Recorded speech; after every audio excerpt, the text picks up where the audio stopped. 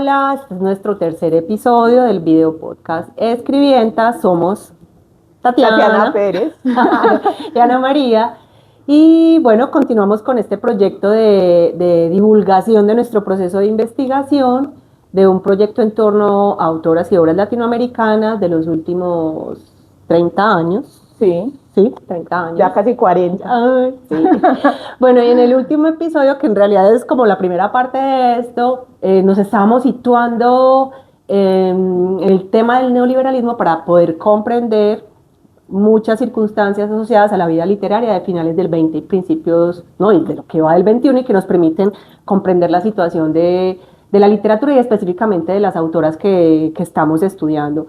Entonces, nos habíamos quedado en el tema del mercado editorial y es necesario como que vayamos cerrando o que quedó instalada más bien una pregunta que tú instalaste ahora por el asunto de la globalización. Entonces, Tati, yo creo que hay que cerrar esa parte. Listo. Para poder continuar. Ya, sí, para que entremos directamente ya en lo literario. Bueno, estábamos hablando de la globalización, en el video anterior les estaba hablando un poquito pues como del neoliberalismo y ahí hay que aclarar también una cuestión y es, hay varias globalizaciones, ¿cierto? Pero hay una globalización que es la globalización del neoliberalismo. Ese es un proceso histórico múltiple, se da de muchas maneras, atraviesa muchos factores, lo económico, lo político, ¿cierto? Son interconexiones por todos lados, ¿cierto? Está absolutamente conectado y hay que entender lo que es la globalización, no solo tiene que ver exclusivamente con lo económico, sino que mezcla cuestiones que son también de carácter cultural, bueno, social, movimientos sociales que son globales, por ejemplo. Pero sí hay en esa globalización neoliberal, lo más importante es la globalización del capital financiero, ¿cierto? El capital financiero ya no es un capital que pertenezca, por ejemplo, a ser una gran potencia, sino que son corporaciones que no son nacionales, ¿cierto? Y eso permite, por ejemplo, hay como lo que se llaman los paraísos fiscales, ¿cierto? Sí. Son lugares... Panama Papers. Exacto, o sea, ya no es como se entendía previamente, ¿cierto? Entonces, nosotros logramos ver mucho la globalización en redes sociales, porque afecta mucho la cultura, entonces son formas de pensar y vivir el mundo ya no desde los nacionalismos, no desde lo local, sino que ya uno se plantea en términos globales, ¿cierto? Bueno, antes de continuar con la globalización, creo que es importante como decirles como unos textos en los que me estoy basando, como les decíamos en el video anterior, estamos estudiando, ¿cierto? En el proyecto lo montamos y hablamos como en el neoliberalismo y la globalización en términos muy generales, pues básicamente era un proyecto que uno presenta para que le digan, sí, aprobado, y aquí es donde estamos arrancando a estudiar. Entonces, nosotros les estamos contando desde dónde estamos sacando lo primero que estamos viendo. Tati, yo creo que es importante decir algo, posiblemente muchas y muchos de ustedes digan, pero es que eso... O sea, eso es obvio, o eso ya está dicho. No, para nosotros no. Somos responsables, estamos construyendo un campo de comprensión, por eso no solo les vamos a ir contando qué estamos encontrando, qué hallazgos hay, sino también pues compartiéndoles las referencias. Entonces es construir el propio discurso, porque el proceso de investigación también se trata de eso, de construir un discurso propio a propósito de una cuestión para poder analizarla y comprenderla. Entonces, bueno. Sí, porque hay estudiantes que se me acercan y me preguntan, profe, es que quiero estudiar neoliberalismo. Entonces digo, listo, arranque, ya me ha pasado, arránquense leyendo eso. Entonces les recomendé en el video anterior a David Harvey. Él tiene un texto del 2005, es uno de los que casi todo el mundo entra a leer, sea para criticar o a favor, pues, o sea, a comprender. Sí, entonces el de David Harvey, que se llama Breve Historia del Neoliberalismo, obviamente uno de los primeros referencias y al que todo el mundo hace referencia y que es como el que en medio de la calentura del momento logra ver como aquí está pasando algo, que va a ser Michel Foucault. O sea, uno no puede hablar en la vida sin Foucault, ¿cierto? O sea, como que siempre aparece el señor por todos lados. Sí. En un texto que es unas conferencias que da en el Colegio de Francia, que es allá por allá, en 1978-79, él empieza a hablar de que algo está sucediendo, algo está cambiando, y es el texto que se llama El nacimiento de la biopolítica. Ese es muy recomendado y lo van a citar muchos de estos señores. Aparece también Pierre Bourdieu, también va a tener por allá un texto muy importante que se llama La miseria del mundo, del año de 1993, también es como un libro muy reciente para estudiar esto. Zygmunt Bauman, que también lo mencioné en Modernidad Líquida, también habla de ese neoliberalismo como que promueve precariedad. Bueno, todos estos textos que estoy diciendo son críticas los textos del neoliberalismo ya los dije en el video anterior. Está también Wendy Brown en un texto que se llama El pueblo sin atributos del año 2015. En ese analiza cómo el neoliberalismo vacía la democracia y transforma a los ciudadanos en agentes económicos. Y está uno que es muy conocido, que es Byung-Chul Han, que tiene varios textos, uno de esos es psicopolítica, bien interesante, por ahí poder estudiar sobre todo, además porque tiene un lenguaje súper accesible. Y es un bestseller, o sea, la relación con, o sea, él mismo sí. lo critica, pero a la vez lo goza. Sí, sí, o sea, él critica todo el sujeto neoliberal y todo el neoliberalismo, pero vive de esa forma, ¿cierto? Esos son como esos grandes textos por los cuales podrían avanzar. Hay otros también que es muy interesante, pero cuando ya lo tenga como más, que también es de unos franceses, de Lual y, no me acuerdo bien, son dos historiadores franceses, en este momento no recuerdo, ahí lo voy a poner en comentarios cuando editemos, porque ese también lo he estado leyendo y me ha gustado bastante. Eso sería como los recomendados, ¿cierto? Sobre el neoliberalismo, sobre globalización van a encontrar también otros textos, pero yo sé que más adelante nosotras tenemos como propuesta profundizar más esto cuando hayamos leído un poco más, entonces hablaremos más de esto. Bueno, entonces, ya como para que entremos en lo que tiene que ver como en el mundo de lo literario. Bueno, yo ahorita en el video anterior te comentaba que hay unos procesos globalizadores que son previos, pero que uno puede ver desde antes, cuando habla de la globalización, como que a veces se remite ya pues como al proceso de finales del siglo XX y principios del XXI, donde están todas estas redes sociales y la comunicación instantánea y bueno, todo esto que se dio. Pero, por ejemplo, yo he visto en el mundo literario como que por allá en el boom latinoamericano, cuando ya se empieza a romper como esa idea de la nación, ¿cierto? Entonces, uno ver un Comala o ver alguno Macondo o ver como unos lugares que son imaginarios, que son abstractos y que pueden hablar de cualquier pueblo de América Latina, ¿cierto? Entonces uno ahí ve que se rompe como con una de las cuestiones que es importante dentro de la globalización, que es romper esa idea de la nación, ¿cierto? De la nación como una cosa que explica a los seres humanos y a los procesos, sino que se amplía. Y también, pues porque es evidente, aunque durante mucho tiempo desde los estudios literarios me dio la impresión a mí, tú sabrás más, Ana, que se entendía el boom como una escuela o como un estilo, como una corriente literaria muy de América Latina, pero que después los estudios literarios han dicho es que no se parece a un García Márquez, a un Vargas Llosa, ¿cierto? O sea, no. Entonces aquí que hay un fenómeno editorial, ¿cierto? Que es un fenómeno del mercado. Y ahí uno puede ver que empieza un proceso de globalización. Porque a propósito de eso, y me voy a pegar de lo que estás comentando del boom, porque listo, cuando empezamos toda esta revisión, y como Tati yo me fui a hacer mi estado del arte también, y bueno, a ver a dónde me remonto, pero también me tenía que ir más atrás, no me podía quedar en los 90, yo no, atrás, ¿qué está pasando? ¿Qué hitos tenemos? Y está el boom como uno de los hitos para la literatura latinoamericana. Hay un texto que es el primero, es un clásico y pues queda recomendado para hacer esas primeras miradas críticas y analíticas sobre el boom, que es el boom en perspectiva, que es de Ángel Rama. Es un texto, creo que es de los años 80, bueno, les dejo bien la información, la bibliografía. Y él analiza como diferentes facetas del boom, porque sí, hay quienes quisieron entenderlo como un fenómeno estético, otros como un fenómeno simplemente de mercado, fenómeno editorial, otros como algo, o sea, como que se juntaron una alineación de los planetas y no sucedió, pero para nada, lo vamos a revisar. O sea, ahora brevemente ya hay muchos estudios sobre eso, pero sí hubo diversas variables. Pero efectivamente, Tati, lo que se logró con el boom fue la internacionalización de la literatura latinoamericana. Hasta ese momento la literatura latinoamericana resonaba más que como una etiqueta general por entidades nacionales, es decir, una literatura colombiana que se hace y se vende en Colombia. Vení, una pregunta. Ese boom, o sea, mucho de ese boom se gestionó en Argentina y en México, en esas editoriales que habías hablado en el video anterior, que venían de españoles que habían sido exiliados y se habían exiliado en estos lugares, ¿cierto? Entonces, por la historia de 100 años de soledad, que lo manda, que es en Buenos Aires, bla, bla, bla, ¿cierto? Toda esa historia que está ahí. Bien, el boom todavía pasa durante la dictadura franquista, ¿cierto? O sea, no tiene nada que ver con España. Pero hay algo que ver, no sabe, pues una pregunta, no sé si sabes, si aquí que se está dando eso en la década de los 50 y de los 60, todavía están en franquismo en España, esos libros que se editan acá por esas editoriales españolas de alguna manera en América Latina llegan a España durante el franquismo. Sí, porque es que miren que es muy interesante, porque es que ahí es donde uno entra a ver que la política y la economía se dan la mano y se saltan a veces sus propias Sí. reglas para poder servirse una a otra.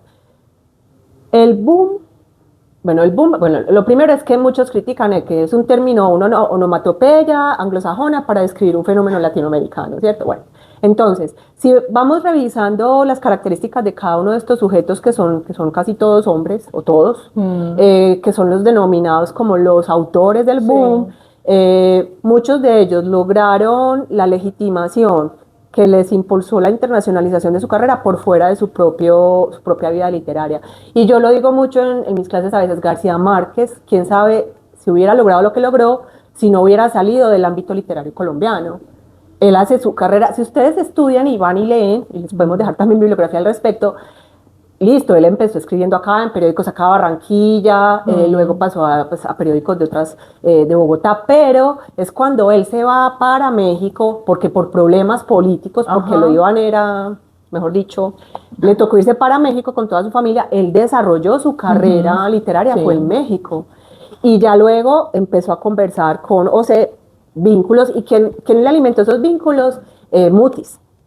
Álvaro Mutis, un poeta colombiano, un hombre, un aristócrata, digámoslo así, un neodandy, que ya estaba en México y que tenía muy buenas relaciones públicas. Él lo conectó con un cierto grupo que le dio entrada a ciertos círculos y lo puso en contacto con escritores, editores, que le permitieron desarrollar una cierta carrera. Y eso mismo sucede con muchos otros. Pensemos en un Cortázar, que muchos estaban en París, por ejemplo, o varios. Entonces miren que no estaban en sus propios lugares, en sus naciones, no estaban en sus países, estaban desarrollando carreras por fuera de esos circuitos. Luego, pero que empieza a pasar también, que es que el ámbito editorial en España también se está transformando, porque empiezan a tomar mucha fuerza ciertas editoriales y parte de la fuerza que toman, y la toman porque alimentan su catálogo, lo hacen con obras de escritores latinoamericanos. O sea, ellos volvieron la vista porque no sé, si, no he estudiado bien el caso español, estoy como vos que lo tengo que... Igual no hace parte de nuestro proyecto, simplemente ganas de chisme. Pero para entender las escritoras sí necesitamos, entonces es decir, ¿qué estaba pasando en España para que estas editoriales, y eso ya está estudiado, pues luego les contaremos, por otras personas está estudiado, qué estaba pasando en España para que esas editoriales, que eran sellos independientes, y estamos hablando, por ejemplo, de Seix Barral, ¿por qué estaban volviendo la cara hacia Latinoamérica para encontrar o para alimentar sus catálogos? Entonces, empieza a aparecer o aparece una figura que es la del agente literario, que también es un fenómeno que asociamos al neoliberalismo y al mercado editorial. Y hay una figura que seguramente han oído mencionar, que es Carmen Balcells, que fue la agente literaria del boom. Del boom. Y ahí usted o sea, porque siempre se ha hablado, pues incluso desde los estudios feministas, como lo machirulo que fue el boom, pero detrás de todos esos hombres era una mujer. Una mujer, pero una mujer también muy machista. Sí. Bueno, pero finalmente una mujer muy potente, una empresaria, Sí, porque seguramente hubiera podido impulsar la carrera de algunas mujeres, pero... Sí, pero no yo creo que ella fue agente de Isabel Allende, lo tengo que buscar bien, pero... Pero ya Isabel es post-boom. No, ahorita, si quieres luego hablamos de eso. Sí. Porque la casa de los Espíritus es como el 78, ¿no? Sí. Pero hace parte de todo ese fenómeno de transformación de la literatura latinoamericana y de la internacionalización, y se dio codo con 100 años de soledad en términos de mercado. Y también, o sea, yo rompo una lanza a favor de Isabel Allende. Yo sé que tú no eres la más fan. Pero me gustó, sino que me parece, o sea, no, la Casa de los Espíritus es una belleza. Y no solo como eso, sino como el lugar que ha logrado, me parece muy interesante. Esa trayectoria luego la vamos a revisar. Pero bueno, ella es una de nuestras autoras estudiadas. Sí. Entonces está esta mujer, Carmen Balcells, una catalana, que no solo tiene muy buenas, ella se formó con otro editor y ella obtuvo conocimientos editoriales porque trabajaba en otra editorial y luego montó su propia empresa como agente literaria, que aún existe, es una empresa que aún existe en España. Y ella, o sea, ella se pilló, qué sé yo, que iba, o sea, sí tenía pues un cierto conocimiento literario y sabía que se podía vender. Y ella no solo intervino apoyando carreras de ciertos autores, sino que también se metió con la jurisprudencia española para lograr que cambiara la ley que protegía los derechos de autor, porque hasta ese entonces, y creo que también lo mencionamos, no recuerdo, hasta ese entonces las editoriales quedaban con los derechos de los autores de por vida en España. Entonces un autor luego no tenía cómo hacer otras cosas con su obra. Con ella logró hacer un cambio y negociar para que esos derechos no quedaran de por vida bajo control de las editoriales.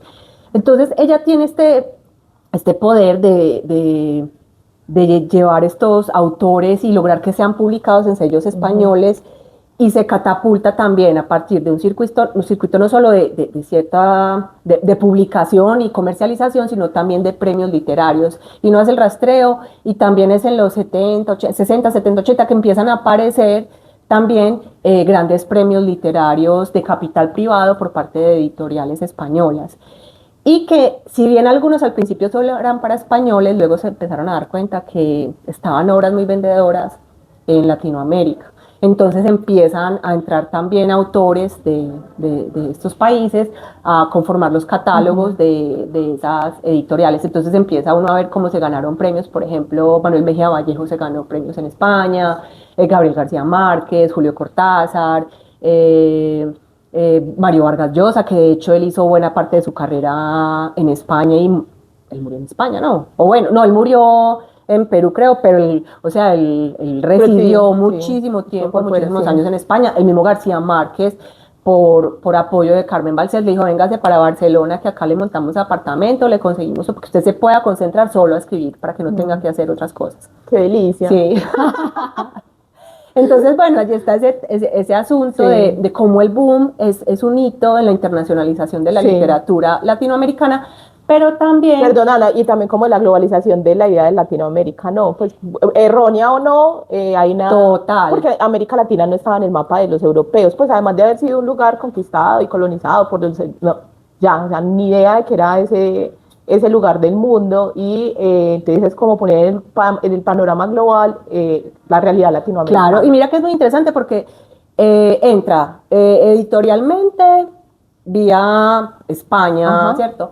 Pero justo estoy leyendo el trabajo de Raymond Leslie Williams, que fue un estudioso de la literatura latinoamericana, y pues muchas de nosotros fuimos formados con textos de él, de historia de la literatura colombiana, pero él también trabajó literaturas de otros países y en general de Latinoamérica. Él es gringo, era gringo. Y bueno, norteamericano, estadounidense. Pero él publicó varios trabajos en los 90, donde ya hacía una revisión, pues, de lo que estaba pasando en términos literarios en Latinoamérica, y pues trabajos más de balance. Y en algún trabajo él dice: en los departamentos de estudios literarios norteamericanos, la literatura de los países latinoamericanos era un pequeño apéndice de los departamentos de literatura española. Es decir, la literatura de los países latinoamericanos no existía para la academia norteamericana. Con el boom empieza a entrar fuertemente y a interesar a los académicos norteamericanos la literatura latinoamericana. Entonces esa es la legitimación, no solo por parte del mercado editorial, sino también por parte de los académicos en ese momento norteamericanos. Y cómo esa validación luego se devuelve y se conecta también con la académica y hace que se fortalezca toda esa legitimidad que lleva incluso a la canonización de muchos de estos autores, pero que marca esa impronta de lo que es la literatura latinoamericana, que es ser latinoamericano, y se empieza a generar como un horizonte de expectativas de la literatura latinoamericana. Si es literatura latinoamericana, me tiene que hablar de este tema, de este tema, de este tema, tiene que ser bajo este formato. Entonces aparece esa etiqueta del realismo mágico, que es muy vendedora ya, hasta pues, turísticamente incluso. Es que ya te venden de eso podemos hablar después, ese turismo literario y todos esos recorridos literarios, y te llevan a Macondo y te tomas fotos en Macondo y en la casa donde vivió Úrsula.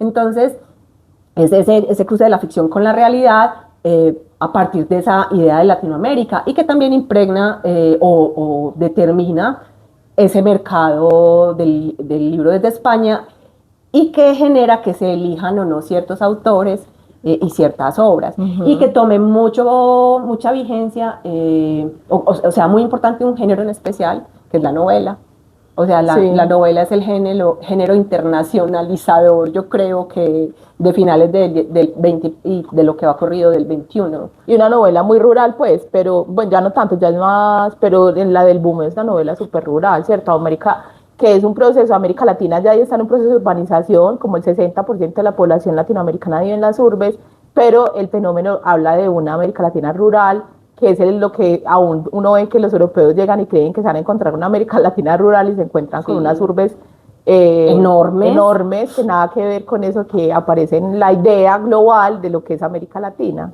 Entonces, esa es una de las críticas que se le podría hacer a lo que se considera o al baremo con el que se mide lo que es buena literatura latinoamericana o no, y es que tanto se acomode a ciertos, ya son ¿qué? Lugares comunes, Sí.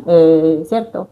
Que incluso ya muchos pues, se agotaron, ¿cierto? No dan como más de sí, pero hay gente que sigue buscando Sí. ese tipo de, de obras. Entonces tenemos el boom, como ese hito de internacionalización, ese salto, que también se vuelve una camisa de fuerza, y que genera, bueno, y siempre ha habido una queja de que hay muchos autores y autoras, que hubo una producción muy rica en Latinoamérica, pero que quedaron a la sombra del boom y no, o sea, no lograron, no tuvieron un apoyo del mercado, no tuvieron un apoyo editorial y quedaron, hay muchos nombres que se están recuperando hasta ahora. De hecho, hoy en clase les estaba contando a mis estudiantes que haciendo este levantamiento llegué a una autora que yo digo, ¿cómo no conocía antes esta mujer? O sea, ¿cómo es posible? Y ella es clave, y de hecho Raymond L. Williams, digo L. Williams para no confundirlo con el Raymond Williams inglés del sociólogo de la literatura, les quiero leer exactamente algo que dice Raymond Williams, porque nosotros, pues, nuestro punto de partida es, las mujeres han tenido un lugar muy importante en la literatura latinoamericana, no siempre han sido visibilizadas, y queremos revisar pues como todo ese fenómeno. Y uno empieza a ver los estudios sobre la vida literaria a partir de los 90, que hacen balance de lo que pasó en el 20, y los que son escritos a partir pues en la primera década del 21, y son estudios muy centrados en los hombres, Sí. o sea, y nombrando casos masculinos de autores, y la transformación en las formas, nombran una que otra mujer. Pero ya Raymond Williams en los 90 decía que uno de los grandes cambios en términos literarios en América Latina era la emergencia o lo que estaban escribiendo mujeres. Y les voy a leer exactamente el que decía. Él propone: el ascenso de la escritura feminista en Latinoamérica en los años 80 es uno de los más destacables fenómenos literarios desde el boom. O sea, feminista, no dice femenina, sino no, feminista. Dice feminista. Y él sí, no sé si está utilizando el término. Habría que mirar en inglés, Sí. a ver cómo... Pero sí, yo sí no creo que haya sido un error, sí debe ser feminista. Y él dice porque él propone, y otros autores proponen, ese giro que hubo a final del 20 tiene que ver con que no solo se desdibuja esa etiqueta nacional, sino que también empiezan a aparecer voces que habían sido marginalizadas y que son conscientes de la marginalización y empiezan a producir y a publicar. Y entre esas voces él menciona las mujeres. Entonces él nos habla de evidencias, él habla en términos de posmodernismo, que yo en el episodio pasado te decía, bueno, a mí en un momento me hablan de neoliberalismo, pero otros autores estaban hablando en los 90, era de un fenómeno posmoderno, de lo que estaba pasando en términos literarios. Y Raymond Williams propone que evidencias del posmodernismo literario aparecen en mujeres como Alba Lucía Ángel de Colombia, y lo dijo él en los 90, Elena Parentes Cuña de Brasil, Carmen Bullosa de México, que es la mujer que te digo, la escritora que yo, ¿cómo no conocí a esta mujer antes? Porque es una mujer que tiene una obra súper vasta, o sea, ha publicado muchísimo, está publicando, creo que desde los 70, luego les pasamos más información o les dejamos enlaces. Ella aún está viva y ha cultivado todos los géneros, poesía, novela, cuento, ensayo, teatro. ¿Y quién le publica? Pues en este momento, la última obra que vi que publicó como en el 21, creo, no sé si es del Faguara o de Random, pero es de una multinacional. Pero inicialmente eran sellos locales, independientes. Sí. Sí, seguramente. Ajá. Entonces, y se ganó un premio literario muy importante en México, que es el Javier, y no solo en México, sino en el ámbito latinoamericano y español, que es el Javier Villaurrutia. Y es importante porque es un premio que otorgan escritores legitimados y son quienes eligen quién se lo gana. Entonces es un premio que tiene otro capital. No es lo mismo que el premio a la novela inédita que da Planeta. pues no, el Javier Villorrutia tiene otro rango. Ella se ganó el Javier Villorrutia. Vení, ahí con lo que mencionabas y que preguntabas en el video anterior sobre lo del posmodernismo, yo te hablaba que era como más una especie de periodización y muy desde las humanidades. No sé, me tocaría, ese texto no me lo he leído, pero podría mirarlo cuando se refieren desde, sobre todo desde la filosofía, desde la sociología al posmodernismo literario, están hablando básicamente como de las herramientas literarias o de las formas de representación, prácticas de representación que usan estas novelistas después de cierto momento, que tiene que ver con la discontinuidad, con la subjetividad muy constante, la narración en primera persona, la autoficción, la hibridez de géneros, ¿cierto? Que es como esas nuevas herramientas que se empiezan a usar, porque son, o sea, como hay un concepto de la literatura como más canónico, por decirlo de alguna manera, más estandarizado, cuando entran esas nuevas voces después de los 60, ¿cierto? Que pasa mucho pues como en el posmodernismo literario en Europa, en Estados Unidos, cuando llega acá es como que hacen una disrupción de lo que se consideraba que era una forma de hacer la literatura, discontinuidad, bueno, todo eso que está, puede ser por ahí. Yo me lo leo y ahí lo revisamos, porque sí son mujeres que están escribiendo en otra clave. No conozco a ninguna. Y estaban, bueno, Iván Carmen Bullosa de México, es Silvia Moloy, que es de Argentina, Luisa Valenzuela de Argentina, Reina Rofe de Argentina y Diamela de Chile. Diamela, sí. Ajá, que Raymond Williams ubica como claves a Diamela Eltit y a Carmen Bullosa. Él dice, con estas mujeres están haciendo algo, o sea, están marcando un hito, y nombra a muchas otras. Y en ningún otro estudio había yo encontrado que estuviera tan centrado el asunto y que se nota que no es de una manera de cuota, sino que, o sea, realmente se encuentra valor y una apuesta interesante en esas mujeres y una revisión desde que son conscientes de lo que ha pasado con ellas y también hablan de eso. Entonces, bueno, a buscar obras, a veces no es tan fácil encontrarlas lamentablemente, pero bueno, podemos mirar cómo llegar a ellas.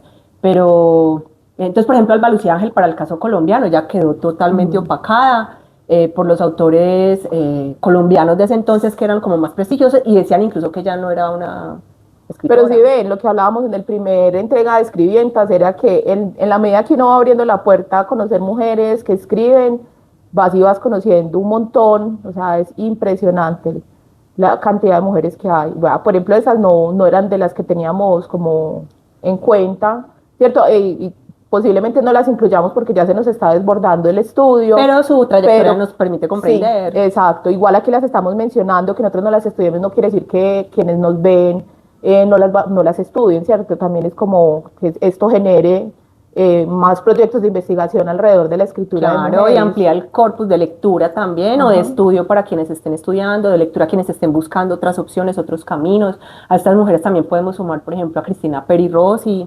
a Marvel Moreno, que me acordé de vos en estos días, a ti, porque van a adaptar en diciembre, llegaban las brisas, ¿sí? Ya las están pero llevando. Interesante, sí. Creo que da para el formato, ¿cierto? Hay novelas que uno dice, esta novela puede dar un formato. ¿Cómo van a ser? Y en otros sí.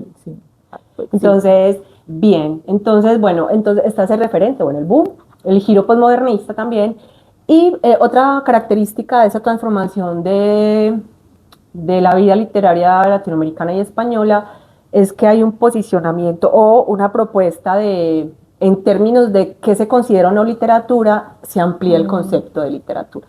Es decir, ya esos valores... Eso es muy posmoderno. Y también con porque en los cánones anteriores la autoficción no entraba. Y hoy en día, pues algunas de nosotras de nuestras escritoras encontraremos autoficción. Hoy en día eso es posmoderno. Pero en los tipos, o sea, Marcel Proust en el Busca el tiempo perdido que hace, pues, pero eso lo califican distinto, o sea, ahí sí se vale. Lo que pasa es que, exacto, lo que pasa es que, bueno, pues sí, son categorías establecidas por la crítica y por los académicos, por los críticos académicos, ¿cierto? Y también por el mercado, obviamente, pero sí es cierto. No, es que la autoficción uno encuentra siempre. Pero otra cosa es que esa autoficción escrita por mujeres y que hablen del o por comunidades LGTBIQ+, o sea, es diferente. Entonces ya ahí el rasero es otro, y vamos viendo cómo también el valor que se atribuye a las obras literarias también tiene se puede modular en función de qué Sí. intereses. Entonces, no solo se amplía la noción de literatura, sino también la función que se le otorga a la literatura y cómo se valora lo literario. Y Tati, yo creo que de esto podemos hablar las dos, porque tú lo mencionaste ya ahora, y es también a finales del 20 y a principios y todo lo que va a ocurrir el 21, está todo el tema de lo que implicó la cultura digital, la llegada de Internet, de la conexión, tú hablabas ahora de lo instantáneo, de que pues algo pasa y a los 2 segundos ya se ha replicado y se conoce en el resto del mundo, porque eso también impactó la vida literaria.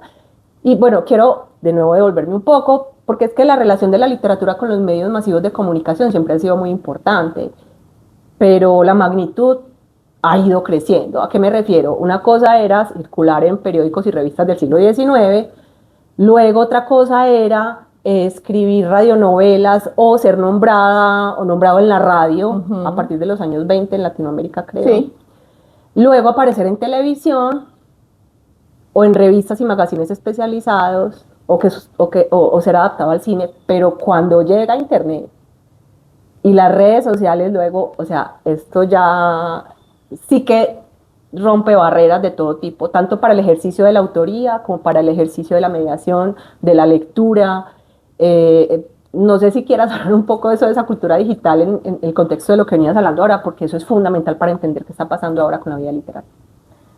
Bueno, no sé, yo lo que veo, sobre todo porque nosotras en @escribientas en Instagram seguimos a las escritoras, somos groupies, las seguimos porque nos gusta todo lo que publican. Lo que hace las redes, sobre todo Instagram, ¿cierto? Lo que hace es que todos nos convertimos en estrellas, ¿sí o no? En algún momento uno se siente una estrella y uno es un ciudadano muy X, ¿cierto? Muy anónimo, pero en el caso de estas mujeres que ya, pues, o sea, el hecho de que a vos te publiquen te vuelve público, ¿cierto? Entonces ya lo que uno ve es no quiero usar la palabra porque suena como peyorativa, pero no lo quiero decir en términos peyorativos, como esas divas, ¿cierto? Esas mujeres que son mediáticas, que se mueven y que tienen que hacerlo. O sea, no es que ellas quieran serlo necesariamente, sino que aparecer en Instagram te vuelve influencer, y si apareces mucho te vuelve mucho, ¿cierto? Y la plataforma te pesa de acuerdo a la cantidad de seguidores que tienen, y seguramente puedan tener algunas de ellas, una Mariana Enríquez tenga ingresos por parte de Instagram, por parte de YouTube y de toda esta cultura digital, ¿cierto? Pero bueno, esas son las que son conocidas, ¿cierto? Son muy famosas. En esa globalización también lo que uno puede ver son esas escrituras múltiples, que ya no son de un autor, sino que son varias personas escribiendo una historia, como un cadáver exquisito, pero digital, ¿cierto? Lo que son las creepypastas, o sea, hablando como lo que va a ser la globalización, pero también la posmodernidad, lo que va a hacer es como derrumbar los moldes fijos que habíamos construido desde la academia, desde la crítica de lo que era la literatura. Entonces, cuando uno va a estudiar, por ejemplo, la historia de la novela, está la definición de qué es una novela. Yo cuando doy clase de qué es una novela digo, no hay una definición de qué es una novela, ¿cierto? Porque cambia históricamente. Usted podría definir históricamente qué es una novela. Ajá, el concepto de novela. Exacto. Novela en el siglo XIX es esto, novela en el siglo XX es esto, en la segunda mitad del siglo XX es otro. Y cuando uno va a mirar esa literatura, lo que decía ahorita, la posmoderna, o sea, puede ser una novela una cosa que por WhatsApp o por hilos de Twitter o de X van formando varias personas. O sea, ¿hasta dónde da nuestra apertura mental para decir que eso es una novela, eso es un cuento, o que estas formas nuevas de escritura que usan muchas personas, sobre todo mujeres racializadas, también hay que decirlo, ¿cierto? Como unas subalternancias que van escribiendo cosas que no entrarían en los cánones anteriores de lo que era la literatura, hoy en la posmodernidad entran fácilmente. Entonces, para nosotras, hoy en día, por eso nosotros hablamos de escribientas, narradoras, porque es muy difícil hablar como tal una novelista. Esta es una novelista, porque el género no es, digamos, puro, es posmoderno. Por tanto, su definición no está cerrado. No está anclada a una prescriptiva.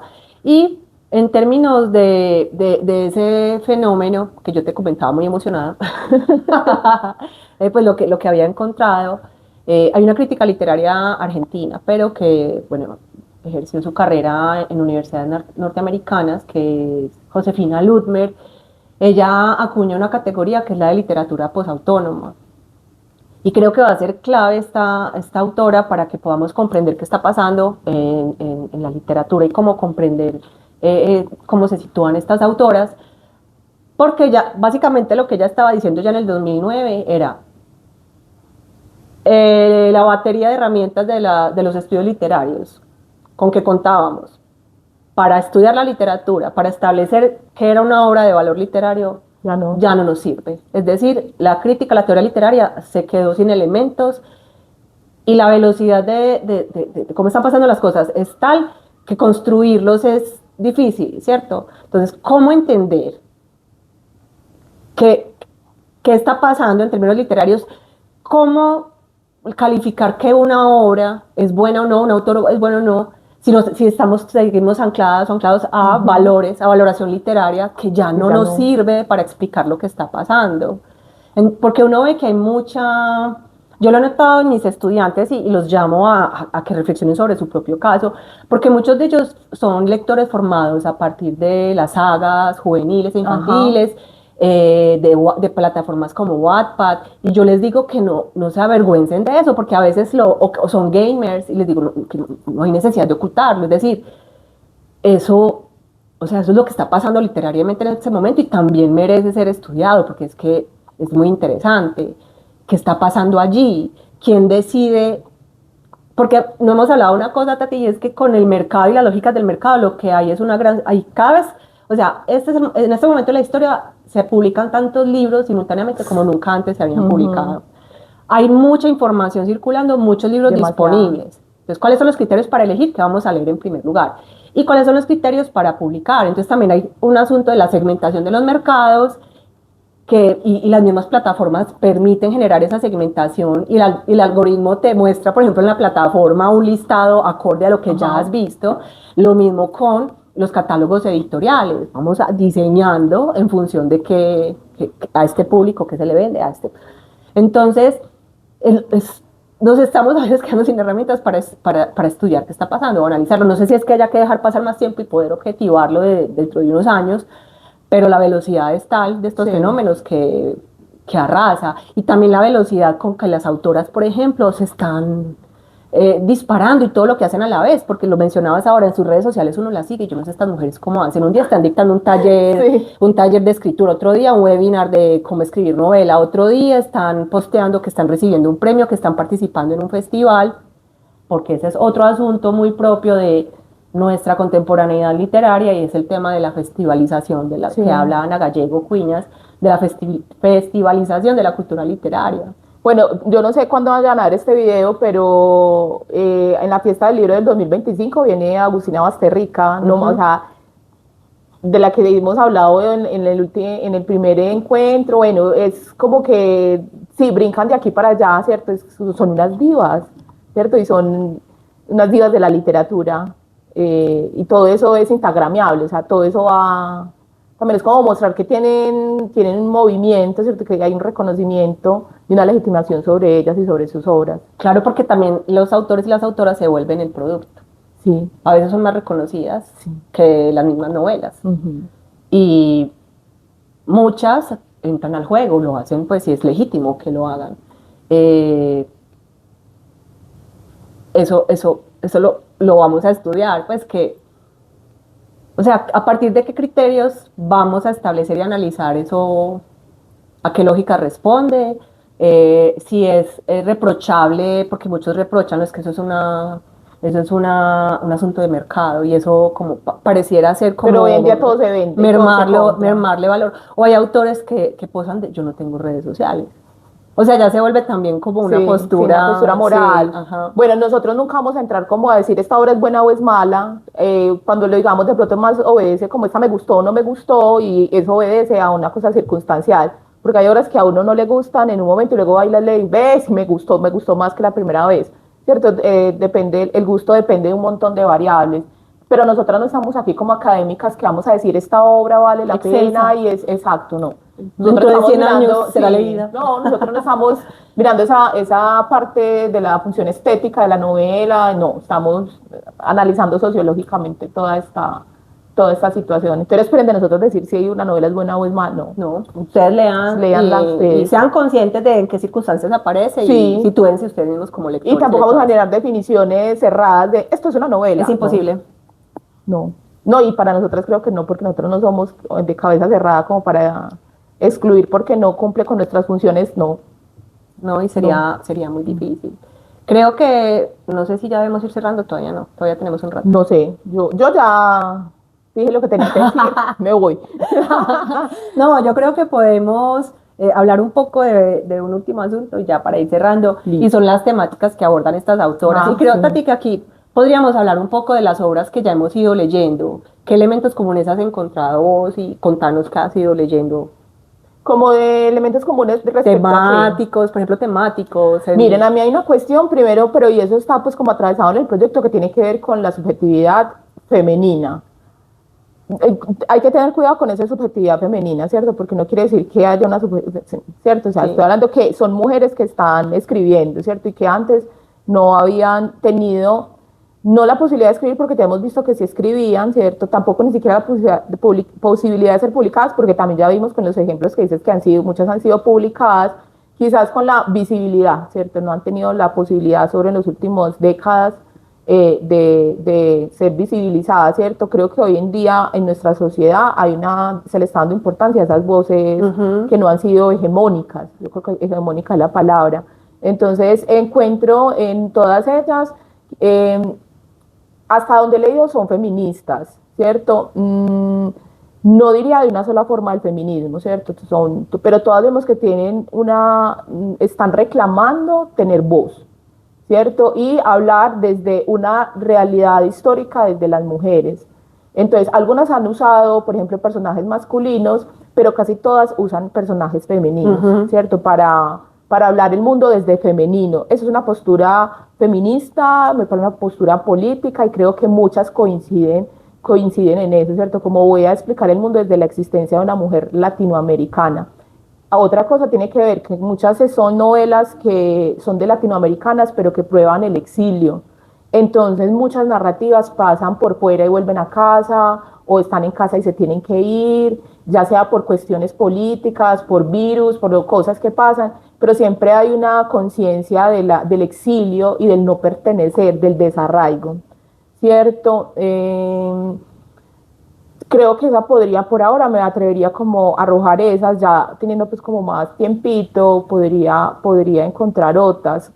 Creo que literariamente pues como en los usos y herramientas literarias que emplean mucho la discontinuidad, dejan muy claro el movimiento en el tiempo y que las cosas no se explican de una manera como A lleva a B y luego a C, sino que te muestran lo caótico que puede ser la explicación y la narrativa personal. Es decir, como que yo me voy a explicar Tatiana, pero no me puedo explicar Tatiana desde el día cero que nací, ¿cierto? Sino que voy yendo y viniendo, ¿cierto? Esa narrativa se ve en la novela, pero es para explicar esa complejidad de la edición que hacemos de nuestra vida. Y eso se ve en las novelas. Bueno. Porque yo quiero tomar el caso, por ejemplo, de Agustina Basterrica, que mencionaste hace un rato, porque a mí me parece muy interesante la postura que ella está asumiendo con respecto a su relación con los lectores, porque con un asunto con las redes sociales y que también es un fenómeno propio pues como de lo que está pasando ahora, y es que las autoras y los autores se relacionan de otra manera con sus públicos lectores, y tal vez ya lo habíamos mencionado, pero iremos profundizando en ello, y es que a través de las mismas redes sociales hay una posibilidad de un vínculo, en las fiestas y ferias también hay una posibilidad de un vínculo, a través de las entrevistas en podcast, en otros medios se van estableciendo esos vínculos. Y no es solo, no es solo en términos utilitarios de mercado que sea interesante que tengan todos esos seguidores, que pues son potenciales compradores de ediciones de obras, sino que también yo creo que se generan diálogos que son espontáneos y que no están marcados como por un guión de mercado. Y por eso quiero ir al caso de Basterrica, porque ella tiene ella parte o es un principio suyo, y es estar muy vinculada con sus lectores. Ella dice, y tú me dijiste, ella acepta mucho invitaciones a entrevistas y de cualquier persona. Hace poco la escuché en una entrevista y dijo que venía de una escuela pues una escuela de Buenos Aires, de niños de bachillerato, que una profe la invitó a conversar. O sea, y ella dice, a mí me interesa interactuar y estar con mis lectores. Que no suele ser, o no, uno piensa en la idea de escritor del 20 o del 19 y el lugar era otro, ¿cierto? Y la relación con los públicos eran otro, que incluso a veces como que no les interesaba. En cambio aquí, con muchas de estas mujeres, y no sé si también tiene mucho que ver su militancia política, porque muchas son abiertamente militantes. La misma Basterrica, Dalia de la Cerda, por ejemplo, Gabriela Weiner también, Valera Luiselli, que es es una mexicana que vive en Estados Unidos y ella trabaja mucho con migrantes. Ella tiene un libro, ella trabaja como traductora de migrantes mexicanos y latinoamericanos ante instancias gubernamentales norteamericanas. Entonces conoce unos casos muy desgarradores y ella pues ha escrito sobre eso y se posiciona políticamente sobre eso, son muy abiertas. Pero no son dogmáticas, eso tampoco, o sea, como que si hay una posición, evidentemente, por digo, todo es político, pero no son adoctrinadoras, o sea, no son como esa idea que a veces hay del intelectual de la década de los 60, marxista, súper de boina y pipa, no, son mujeres comunes y corrientes, con una posición política muy clara, muchas de ellas feministas, de muchas formas del feminismo, ¿cierto? De muchas vertientes del feminismo. Yo diría que muchas de izquierda, algunas de centro, otras de izquierda, ¿cierto? No he leído o no he sido consciente si he leído alguna de derecha, no sé. Habría que hacerse como de pronto, no la he visto, la verdad, hasta ahora, pero igual tampoco las he leído todas, ¿cierto? Porque tampoco fue como una idea, como vamos a escogerlas todas feministas, no, vamos a escoger mujeres, incluso, como digo, muchas no las hemos leído, entonces ahí pueden entrar mujeres de derecha o del feminismo neoliberal, que es de derecha. Sí. Entonces, no sé, habría que mirar hasta ahora las que puedo hablar, digo, son feministas, tendencia centro-izquierda, tampoco muy izquierda, pues así muy rojas, no. Porque además la izquierda es bastante machista. Sí, también, sí, muy ortodoxa, sí. Porque además recuerden, y lo dijimos en el primer episodio, los criterios para la selección de las autoras fueron criterios literarios, no fueron criterios de otro orden, que ya encontremos estos otros factores, como lo podemos explicar en lo mismo que estamos nombrando en este momento.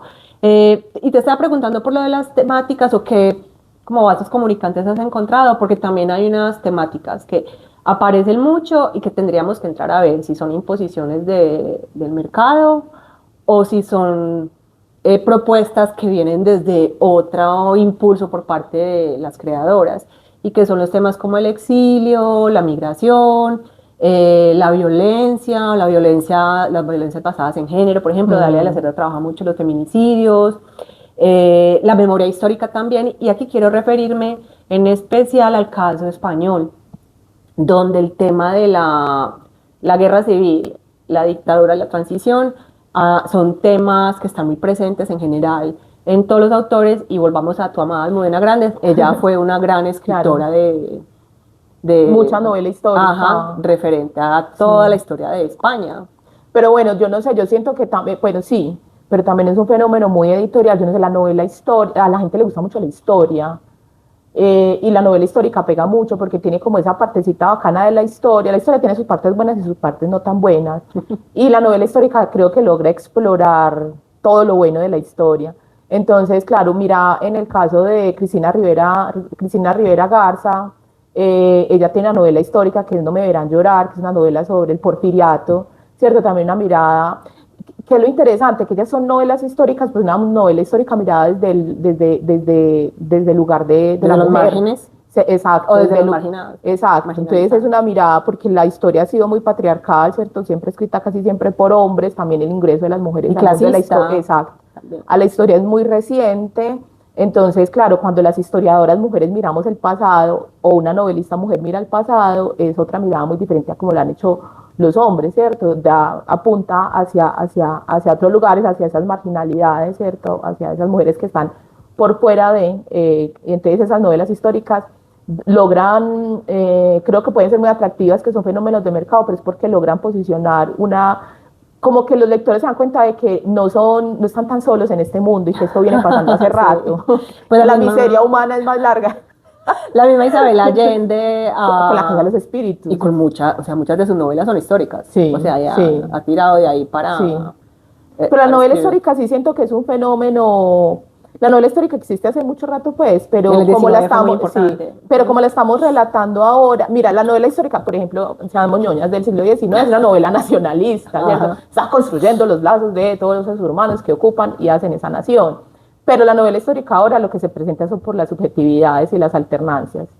Eso es lo que no sé. Bueno, ahora hay otra novela histórica que es la bestseller, pues que la hecha por muchos hombres del norte global, que es una novela súper neoliberal, ¿cierto? Pero ¿Por qué?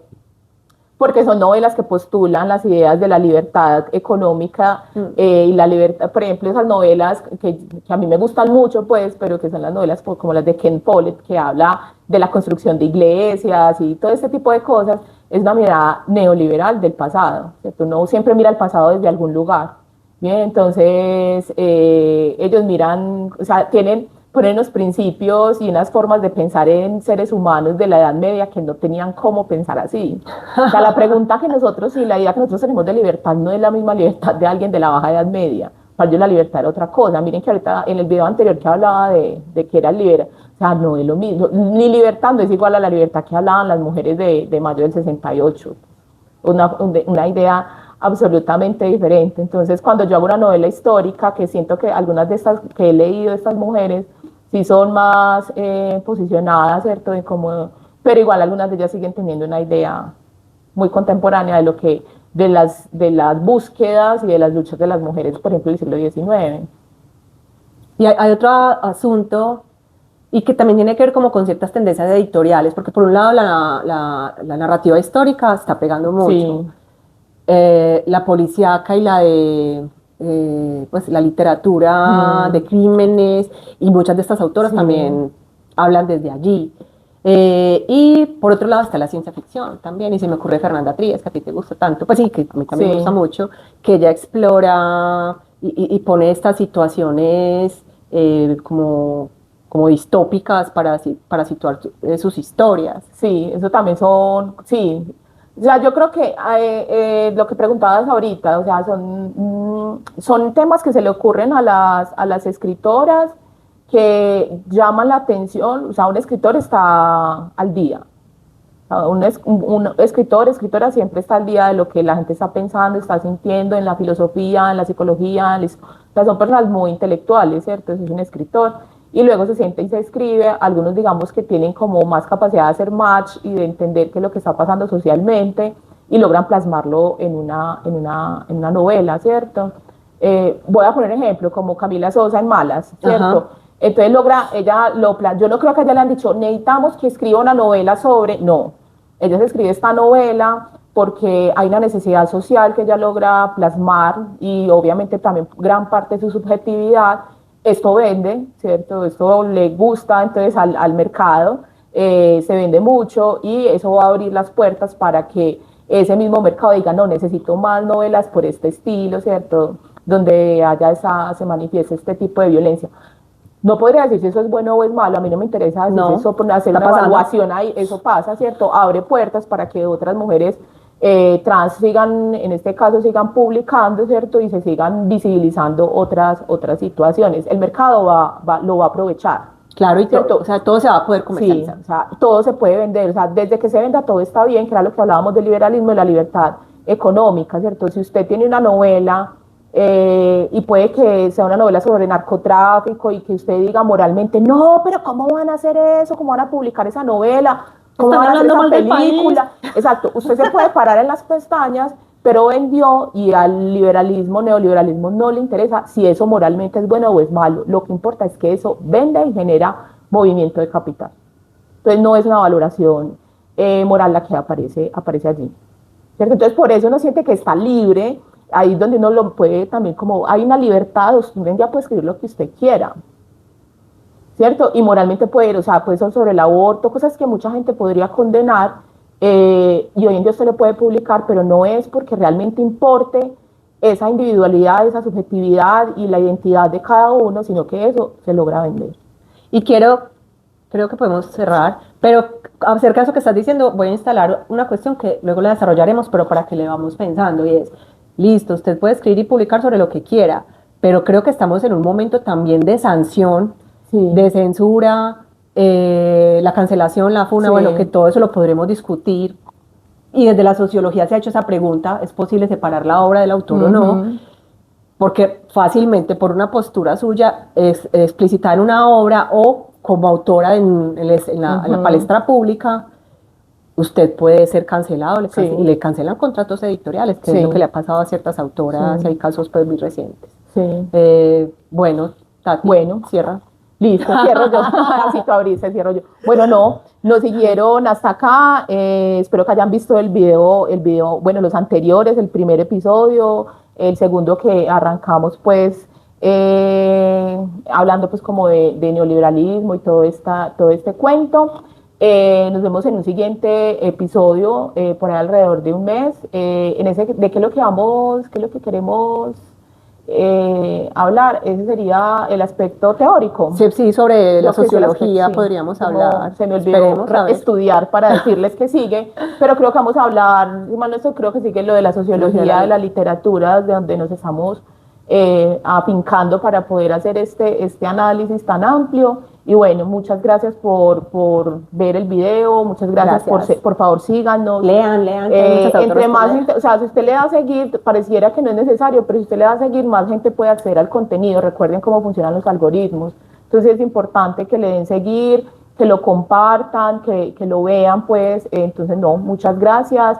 Nos vemos en la próxima y bueno, feliz resto de día. Chao.